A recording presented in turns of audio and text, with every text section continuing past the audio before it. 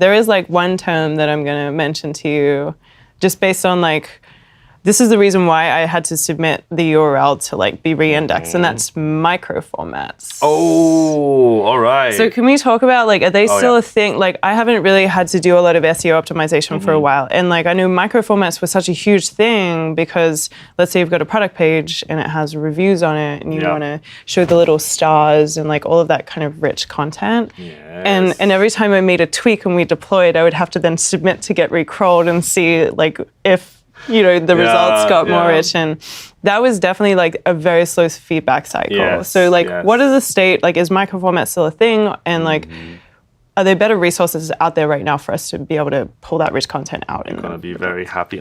We have much better things. They're still a thing. They're now called structured data, and we are using JSON LD, so like JSON for linked data. Yeah, this is all new terms to me. Right? You probably use like literally the microdata attributes in yes. HTML. Yep, exactly. Yeah, we were using them. And they were very hit and miss. Yes. It was very easy to just like mess up one tiny thing and the validator didn't catch it and then the stars would disappear. Yeah, and we have moved on from there. So that's great. Now schema.org is an open source organization where people can submit or discuss or change or like do stuff with semantic data that they want to put on the web, and Google is participating. There's much more semantic data out there that we are supporting in search results, but a bunch of it is supported in search results. So for instance, if you have like an event that we want to have showing up with like the location and if you can like get tickets and who's the performer and all that kind of stuff.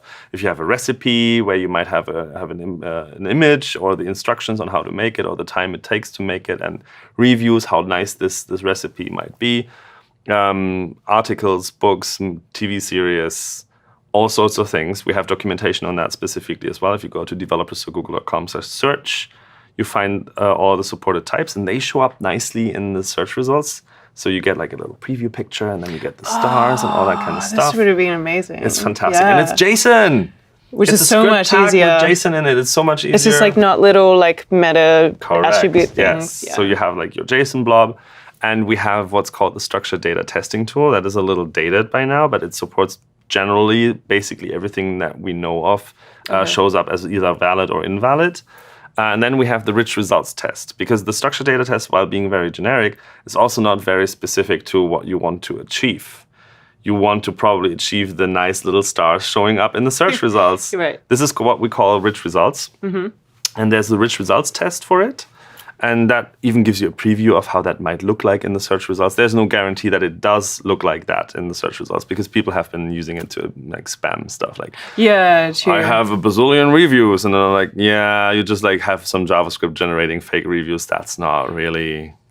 Well, how do you actually like use the tool? Because I remember you used to have to dump your entire HTML file in there. You don't. And then if you did it too many times, you got like timed out. Right. Yeah. That doesn't happen anymore. Okay, and that's you can, exciting. so you have two options. You can dump a URL in it, which is nice, and you can even use like ngrok or something if you have a local. Yes, you can like this local. Is very fancy. Or you can even also still do like you dump your HTML in there. We execute the JavaScript, so if you're using JavaScript within that code dump, that's fine. We are running it. Yes, and you can like basically live debug as you type. You press a button and it goes like, nope. And you're like, oh, damn it. And you get like the feedback here. It's like missing performer for your event. I'm like, okay, sorry. And you write it in and then it reruns it. And you're like, okay, cool. This is what I want. And then you can take it back to your editor. That is awesome.